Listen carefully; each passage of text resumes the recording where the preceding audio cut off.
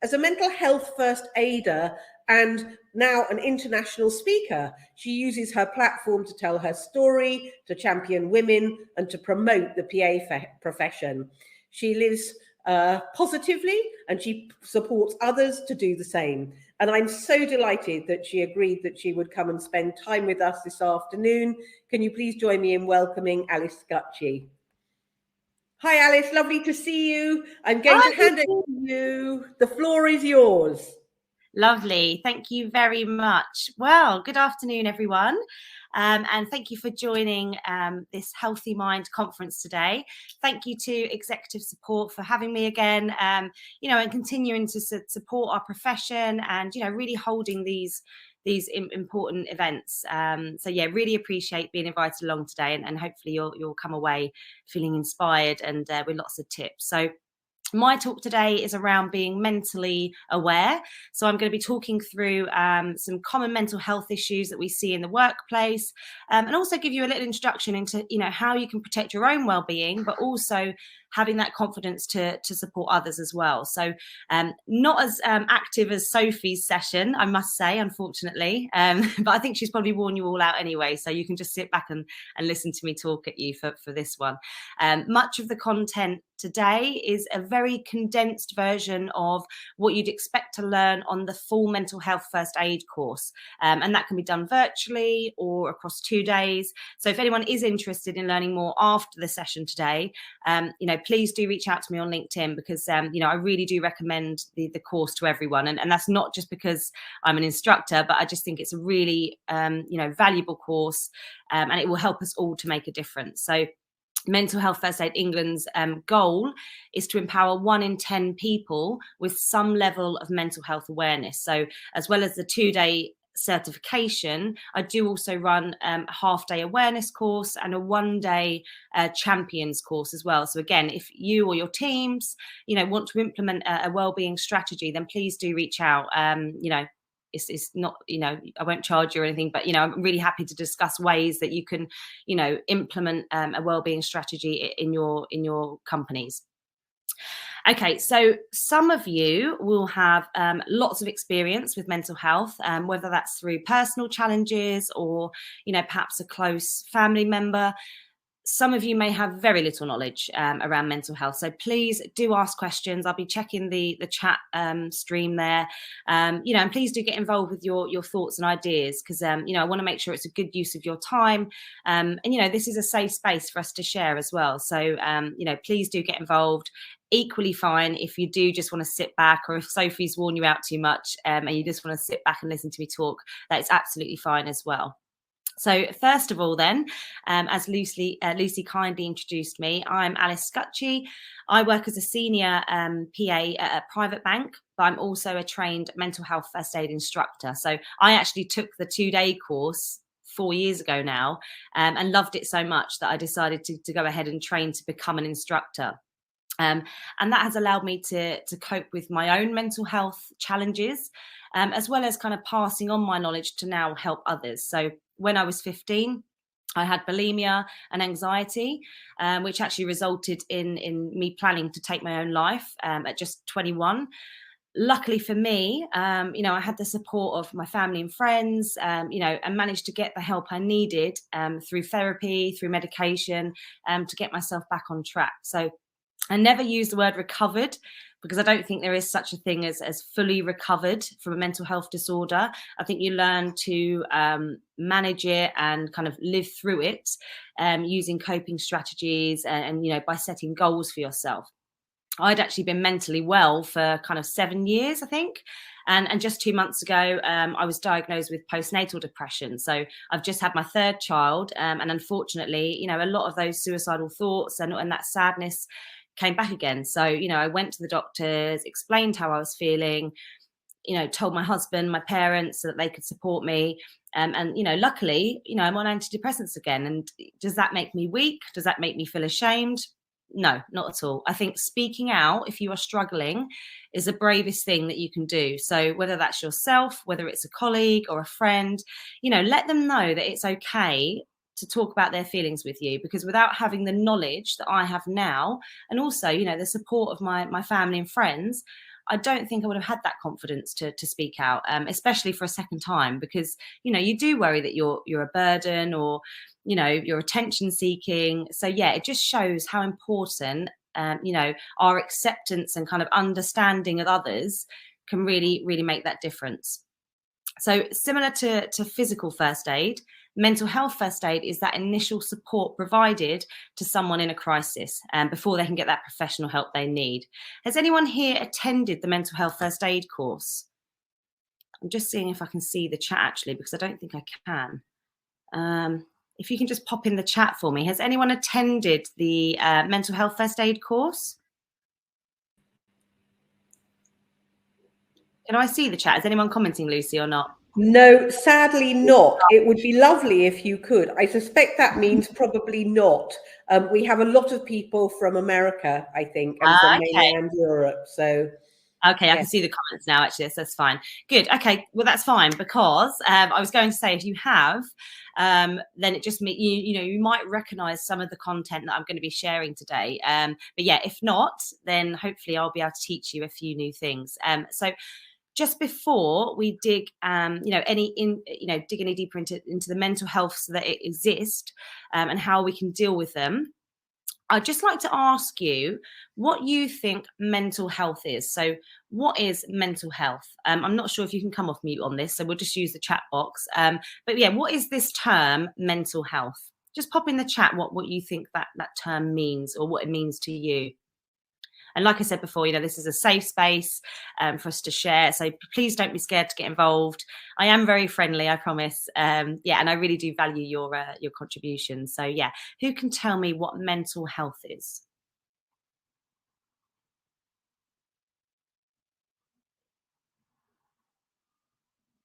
Wait a few minutes, see if anyone wants to be brave and pop a comment in there.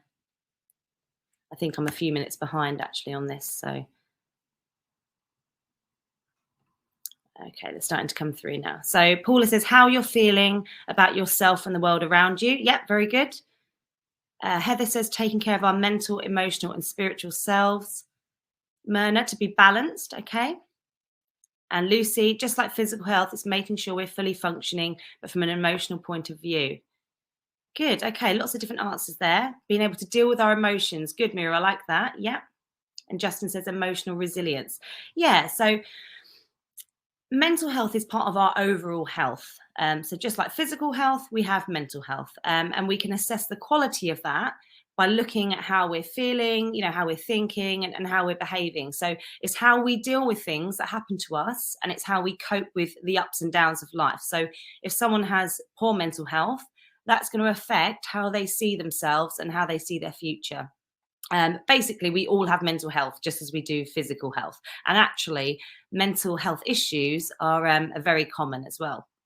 One of the biggest issues we face today is stigma and discrimination. So as I mentioned before, for me, having to go, you know, back to the doctors after, you know, seemingly being well again, that was really tough. You know, it felt like defeat almost, or that I just somehow failed at life again, or, you know, something's obviously just not right in my brain. And, you know, we have come a long way over the years in trying to break that stigma down. But unfortunately, it does still exist. 9 out of 10 people, in fact, with a mental with mental ill health will experience stigma and discrimination. Now, that can come in many forms, but it's usually centered around the language we use. So how many of you have heard the words like nutter, happy pills, psycho, Looney Tune? I mean, there's loads. Sadly, probably quite a lot of us have heard that kind of the language, and that can be so damaging for those that are dealing with a mental illness. You know, it might stop them from seeking help. It might stop them from actually admitting that something's wrong in the first place, you know, for fear of being isolated, or you know, being judged by any diagnosis they're given. Now, we all have a responsibility to help reduce that stigma and discrimination. We all have mental health, and we mustn't define someone by their diagnosis. So our language is really, really important. So making sure we're using neutral words, you know, positive language where we can when we're talking about mental health, because that's going to really break down those barriers for recovery. So talking about language then, and how we do mental health, just you to put a word again in the chat box for me that you think of when you hear the word suicide. So when you hear this word suicide, what do you think of? How does it make you feel? Again, I have got a bit of a delay on my chat box, so I will it might take me a few minutes to get your responses. But yeah, please get involved and let me know what you feel when you see the word suicide, or what you think of when you hear that word. Interesting, Paula. So you said I'm 58. My generation is all about put up and shut up. And yeah, and I totally get that. And I hear that a lot on the course I deliver as well, actually, especially with men. We rarely have men on my course, which is something I really want to change. Because actually men are, well, 3 times more likely to take their own lives than women. Okay, so we've got the comments coming through now. So Christina says scary, sad, lots of sad. Okay, Victoria says that they feel that that's the only option. Yep. Okay, Tamara says no other way out. Sadness. Lucy, terrified. Absolutely. Kathleen, very sad that someone felt so alone they couldn't see any other way. Yeah, so a lot of that whole, last kind of option. Paula, I'm really sorry about that. So your friend's son accidentally took his own life. Yeah, very sad. Good. Okay. Desperation, loneliness. Okay, very sad, crying. Good. Okay, so lots of different words there. But as you can see, mainly kind of negative or quite uncomfortable words, really. Which we it's totally expected. Of course, it's going to be something that's uncomfortable to hear and to speak about. That is something we want to change, though. We don't want to normalize suicide, but we do want people to get comfortable talking about it and having those direct conversations when they feel that someone may be at risk.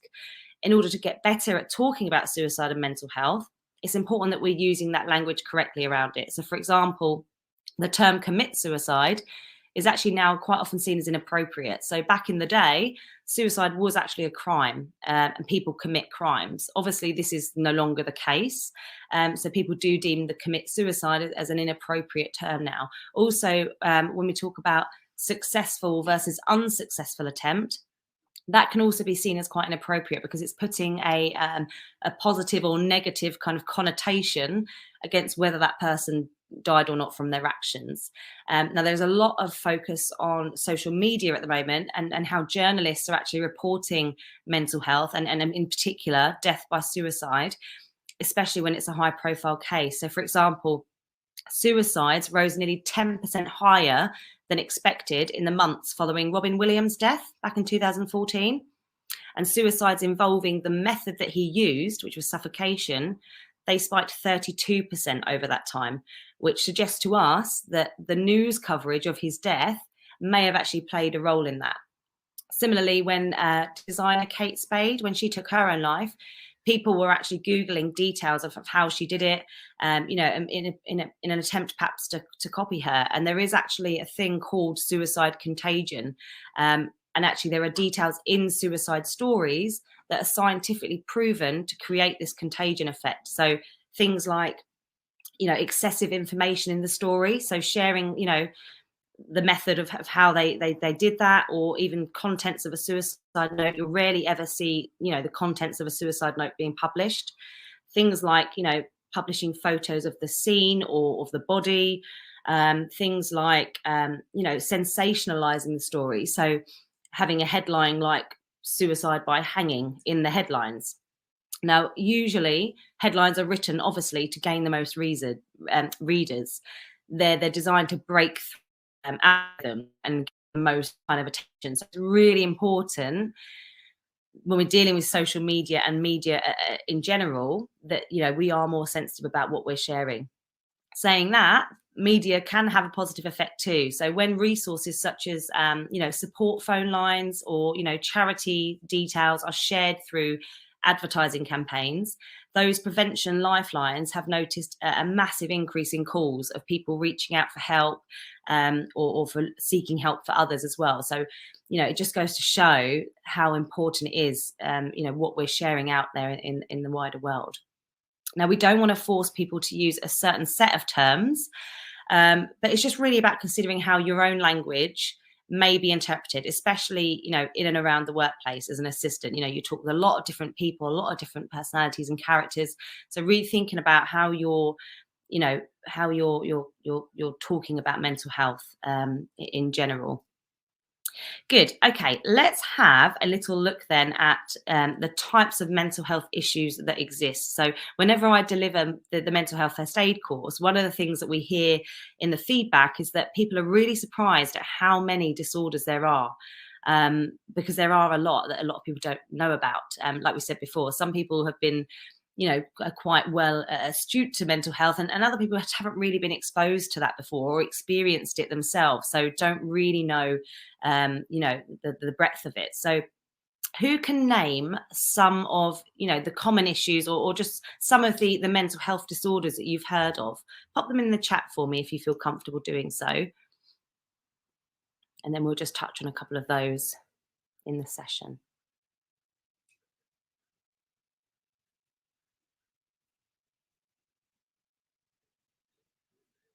So Lucy says schizophrenia. Yeah, very good. Bipolar. Lucy's very aware, mentally health aware. Anyone else? Okay, Bridget says anxiety. Paula, depression, anxiety, bipolar, anorexia. Yeah, absolutely.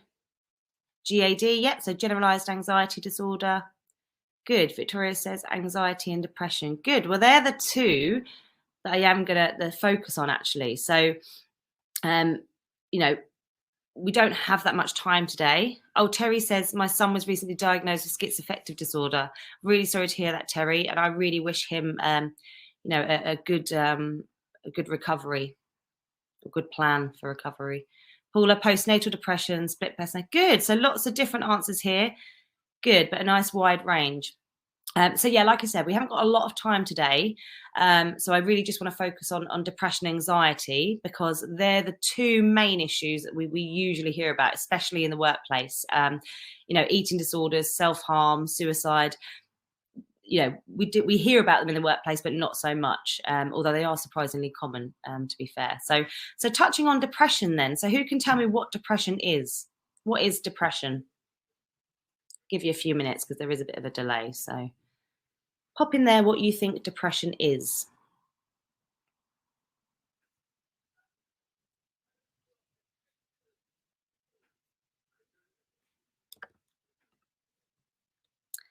Okay, so let's have a look at the answers. So Paula says feeling really sad and hopeless. Okay, anyone else? Unable to eat, sleep, exercise, feeling useless. Good. So they're kind of the signs or symptoms, I would say, for depression. So Maya says feeling low mood. Yeah, so it's important to know, and actually, that having just a low mood is a different thing. So if you're feeling down and have symptoms of depression for most of the day, every day, for more than 2 weeks, that is when you would usually see your GP. So Cindy says feeling low and cannot think of what you need to do. Yeah, good. And it's the duration of time, because, you know, we all have low moods, we have ups and downs, but clinical depression, to get a diagnosis of clinical depression, means you have to be, you know, it has to last a substantial amount of time to get that diagnosis. Now, that can range from low mood, overwhelming sense of hopelessness. You could expect to see a dip in concentration, especially if it's a colleague in the office as well. That lack of motivation or that difference in what they would normally present as is what you would usually notice. At its most severe, it can actually be life-threatening. So the Mental Health Foundation recommend, and like some of you have said there, you look out for things like, you know, loss of self-confidence, that sadness that doesn't go away, tiredness, so that loss of energy, avoiding people, even close friends and family, starting to avoid those situations, not being able to sleep. I think someone said they're not being able to eat. Paula said unable to eat. Yes, that loss of appetite is a sign as well that you can look out for in a colleague and in yourself. Now, anxiety has very similar signs. So if you have workplace anxiety, you might have symptoms, again, avoiding certain situations, constant worrying, feeling irritable, having trouble concentrating, and just, you know, like Myrna says there, lack of interest, losing interest in work that you would normally, you know, be interested in. Now, there's a really useful tool called the Goldberg Anxiety Scale. I'll just type it in here, Goldberg Anxiety Scale. And if you get a chance, I do recommend you look it up, because it's basically it's a tool that mental health professionals use. And I think it's about 10 questions maybe that you answer yes or no to, and basically depending on your answers it creates this score on this anxiety scale to see how and it's surprising actually when you do it for yourself how many you can relate to, but it's the higher the score it will show you, you know, how the anxiety will be affecting your day-to-day life. So it's not, you know, it doesn't, in the mental health first aid course, we don't use it to help diagnose people, but it's a good way to indicate if someone is really, you know, it's affecting their day-to-day life. So yeah, I recommend having a look at that one. Okay, so because a lot of the signs that we notice in mental health, and you know, they're spread a lot of the mental health disorders, it's really important. I touched on diagnosis there. You know, we don't try to diagnose people. So when you're supporting someone, it's really important that you don't, you know, judge or try to diagnose them, you know, because we're not therapists, we're not mental health professionals. Mental health first aid actually just teaches you to, like physical first aid, just signpost that person or get that person that initial kind of assistance they need, or that initial hope and support when they're in distress. So when you're assisting someone, whether that's at home or if it's in the office and it's a colleague, just make sure, you know, you're giving them, you know, correct information. Maybe it's details about the employee assistance program. Maybe it's, you know, helping them to reach out to their GP, or giving them details of charities, you know, Mind and things like that, just so they can get that correct support. Okay, so if we think about then our new virtual world, which of those signs that some of you have mentioned there and that I've just commented on could we still notice now? Because obviously now we're kind of, you know, we are more isolated now. A lot of us are working from home. How could you notice signs in your colleagues when they're working remotely? So obviously a lot of people have said, you know, no interest, not sleeping, but how would you be able to support someone virtually? What signs could you notice still on in a virtual world? Just pop in the chat there any ideas you have on that.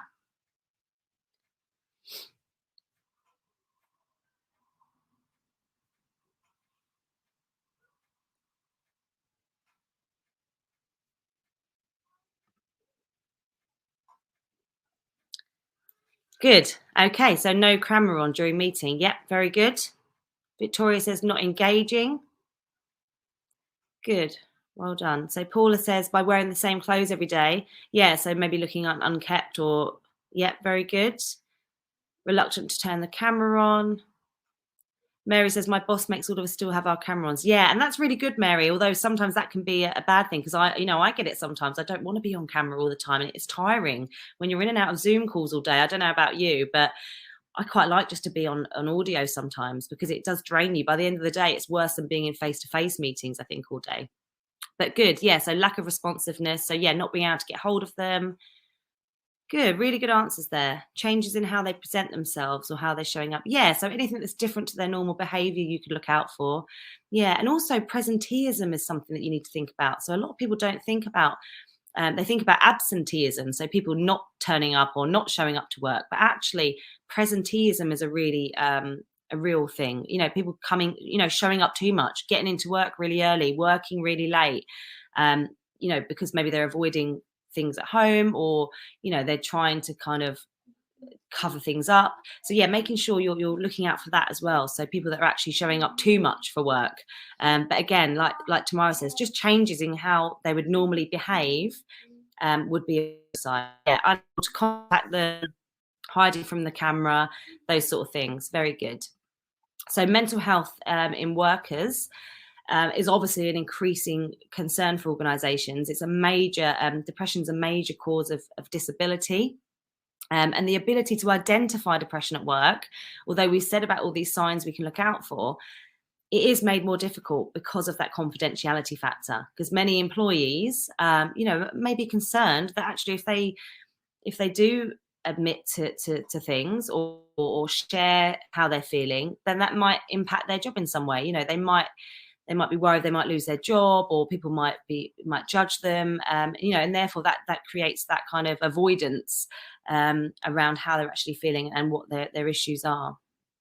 So just reading the comments here. So Chris has said, though I must say having digital one-to-one meetings with the team was useful, as people were more opening up in comparison to talking in the office.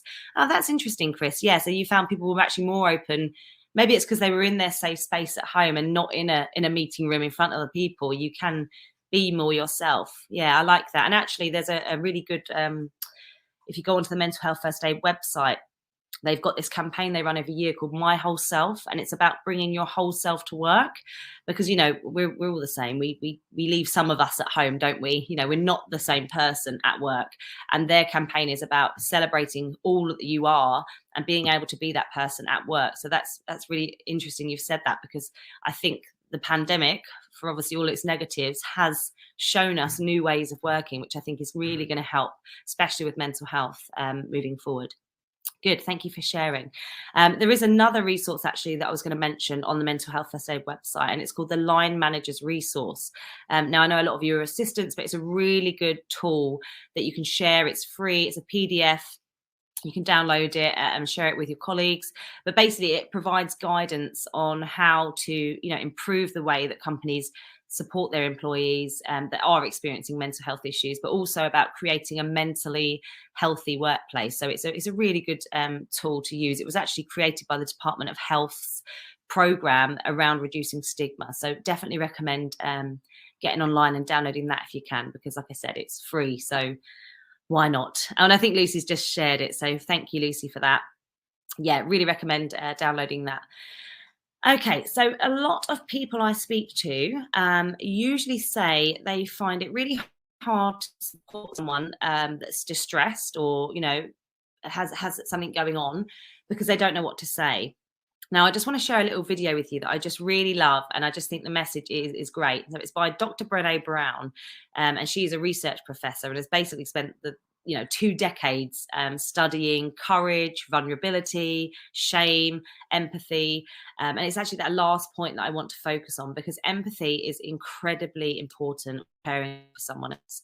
And it's just a really important skill to have in life, to be honest. Many great leaders are successful because of that empathic style. Now, Brené Brown, she does some amazing TED Talks. So if you haven't seen or heard of her before, please do look her up. But this is one of my favorites that I'm going to share with you today. So apologies if you've already seen it, but it's only 3 minutes long, and hopefully you'll enjoy it again anyway. So give me 1 second, and me and Lucy are going to see if we can get this to work. Okay. So share. Okay, here we go. Fingers crossed. Okay, is that working? Yep. Okay, so I'm going to push play.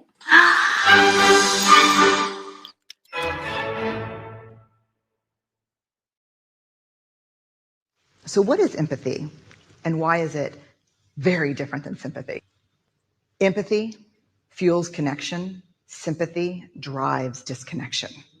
Empathy, it's very interesting. Teresa Wiseman is a nursing scholar who studied professions, very diverse professions where empathy is relevant, and came up with 4 qualities of empathy. Perspective taking, the ability to take the perspective of another person or recognize their perspective as their truth. Staying out of judgment, not easy when you enjoy it as much as most of us do. Recognizing emotion in other people and then communicating that.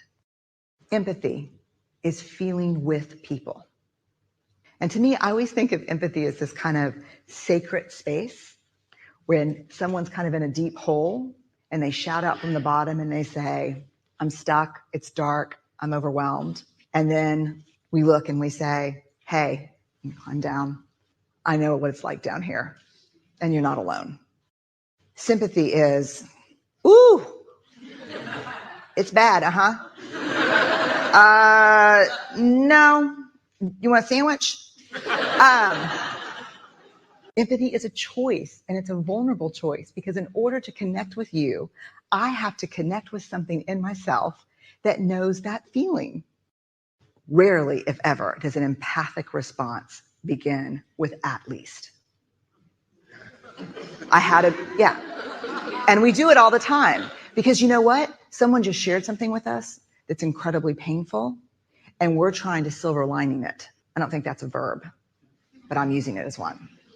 We're trying to put the silver lining around it. So I had a miscarriage. Oh, at least you know you can get pregnant. I think my marriage is falling apart. At least you have a marriage. John's getting kicked out of school. At least Sarah is an A student. But one of the things we do sometimes in the face of very difficult conversations is we try to make things better. If I share something with you that's very difficult, I'd rather you say, "I don't even know what to say right now. I'm just so glad you told me." Because the truth is, rarely can a response make something better. What makes something better is connection.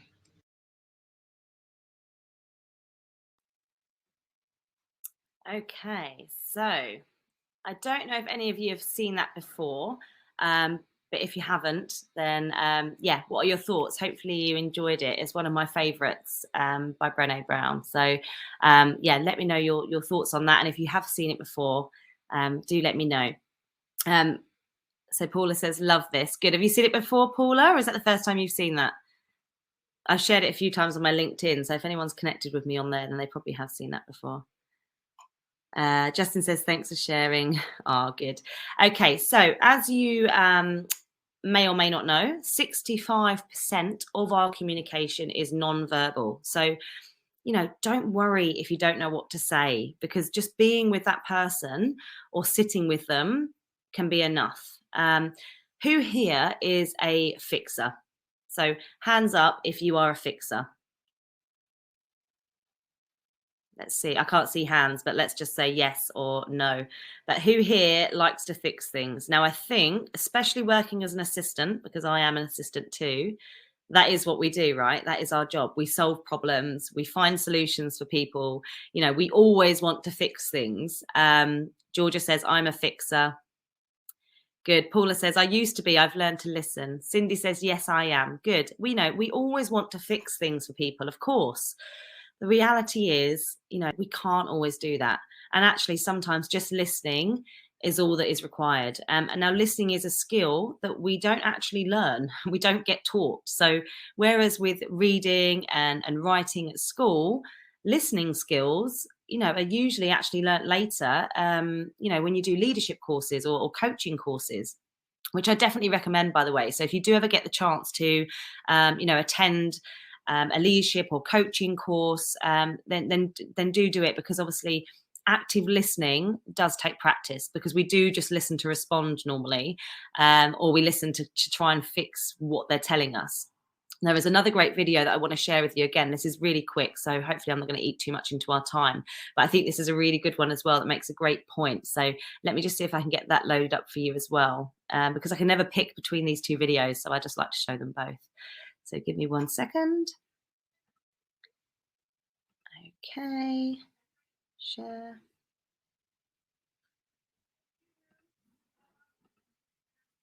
Okay, let's play that. It's just, there's all this pressure, you know? And sometimes it feels like it's right up on me, and I can just feel it, like literally feel it in my head, and it's relentless. And I don't know if it's going to stop. I mean, that's the thing that scares me the most, is that I don't know if it's ever going to stop. Yeah. Well, you do have a nail in your head. It is not about the nail. Are you sure? Because, I mean, I'll bet if we got that out of there. Stop trying to fix it. No, I'm not trying to fix it. I'm just pointing out that maybe the nail is causing. You always do this. You always try to fix things when what I really need is for you to just listen. No, see, I don't think that is what you need. I think what you need is to get the nail See, you're out. not even listening now. Okay, fine. I will listen. Fine. It's just, sometimes it's like there's this achy, I don't know what it is. and I'm not sleeping very well at all, and all my sweaters are snagged. I mean, all of them. That sounds really hard. It is. Thank you. Ow! Come on. If you would just Don't.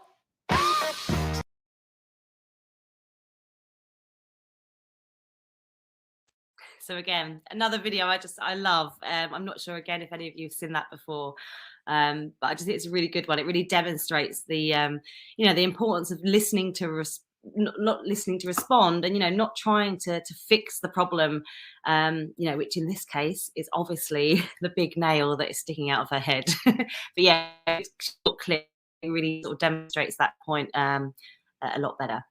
Okay, so I want to give you some tips on how you can look after your own well-being today.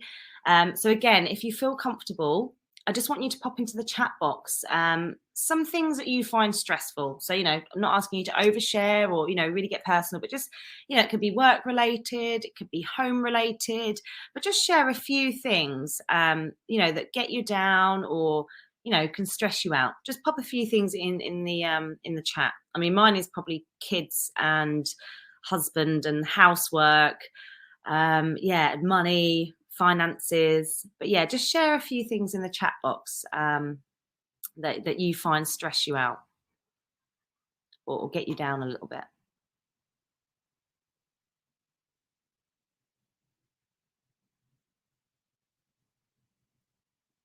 Anyone want to share? So Mary says getting overwhelmed. Okay, we'll talk about that in a minute. So Paula says change of boss at work. Okay, but foster puppies from mania, which is my therapy. Good, I like that. Yeah, so animals are great therapy. Colleagues not taking responsibility for their tasks. Good, okay. And that stresses you out. Overwhelmed, changing demands. Yeah, very common in the assistant world, isn't it, Tamara? A boss not listening. Victoria says doesn't like change as she gets older. Understandable. Okay, family member getting ill. Yep. Okay, lots of different things here. Okay. Good. Okay. So being late for work, trying to juggle busy work. Yeah, I hear you there, Georgia. I definitely hear you there.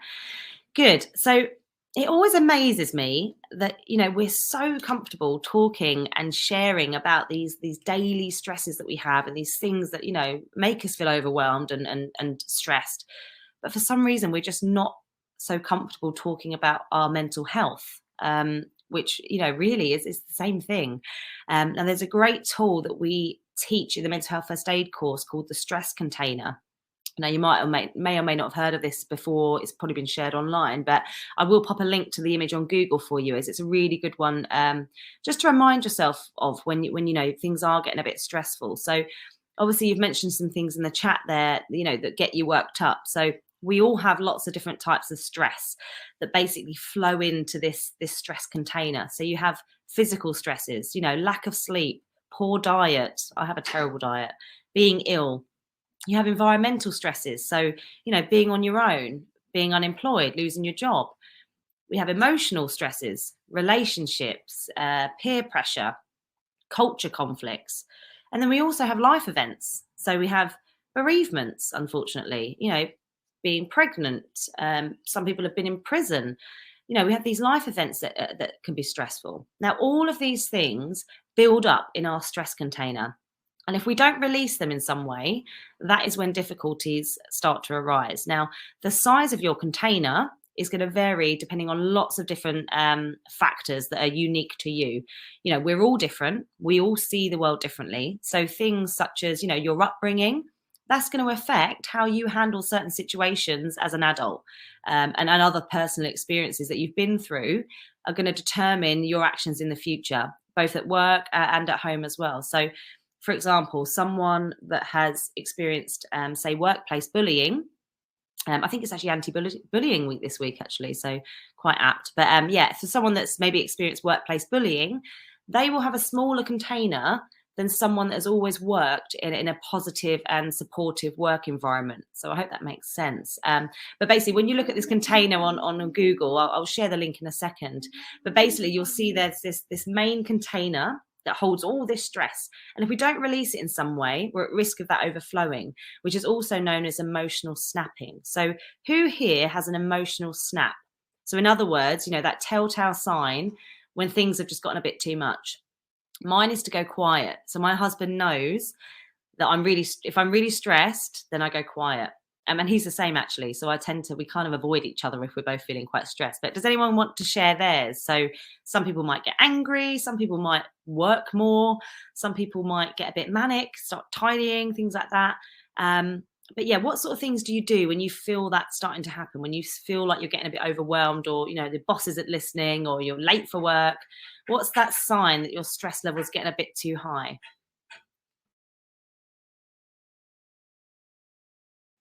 Okay, so Lucy says, I cry if I'm really angry. Cindy says, when I'm stressed, I tend to eat too much. Okay, yeah, I hear you. Georgia, what Paula says, so you go quiet. Don't poke the tiger. Absolutely. So Lucy says, it drives me nuts. I can do nothing about it. Okay. And, this is good. This is good that you acknowledge what that sign is, because then you can take action, because some people don't. And then that's when the issues arise, because you don't know how to actually address that and start dealing with it. So Tamara says crying for sure. Good. Okay. So what then do you do when you feel that starting? So when you feel like you're starting to get overwhelmed, starting to cry or go quiet, what sort of things do you do to kind of help that? So I like to go for a run to calm myself down. I really found running helps me. I love getting fresh air, really clears my head. But other people like to read. Some people like to drink wine. But yeah, if you're comfortable again sharing yours, please do get involved. How do you let off that steam? What things do you do when you feel like you're getting a bit emotional? You feel like you're, Cindy said, eating too much. What do you do to kind of stop doing that? Is there something you do to kind of release that stress? So Lucy says go for a walk. So yeah, similar to me, I like to go for a walk or a jog just to get out in the fresh air. Anyone else? Paula, play with the puppies. Yeah, absolutely. Yes, the world can always wait. 100%. Good. A bit of puppy therapy there. Terry, you like to watch movies? Yeah, good. Happy movies, I'm assuming, not like murder programs or something. Justin, exercise. Yeah, exactly. Helps quiet down your thoughts. Yeah, I totally get you. Lock yourself in the toilet. Okay. Yeah, I mean, whatever works for you. Yoga, gardening. Yeah, so you've got so these are called our coping strategies. So these are things you do that help you cope with the everyday stresses. Some are helpful. So, things like talking, getting sleep, going for a run, they're all helpful coping strategies. There are some that are not so helpful. So, drinking wine, staying up late to finish a project, or working late to clear out your inbox. We all do it, and that is going to help you in the short term, but it's important to recognize what are your helpful and not so helpful strategies, because working late to complete a project is only really going to temporarily solve your issue. It's likely going to make you feel more tired, which is going to cause this knock-on effect the following day. So these strategies that we're talking about are effectively this little tap at the bottom of your stress container. So you'll understand more when you see it online. I'll share the link. But basically, you open up the tap with all your helpful strategies, letting out some of that stress. Unhelpful strategies cause a block in that tap, which then cause that stress to build up and begin to overflow.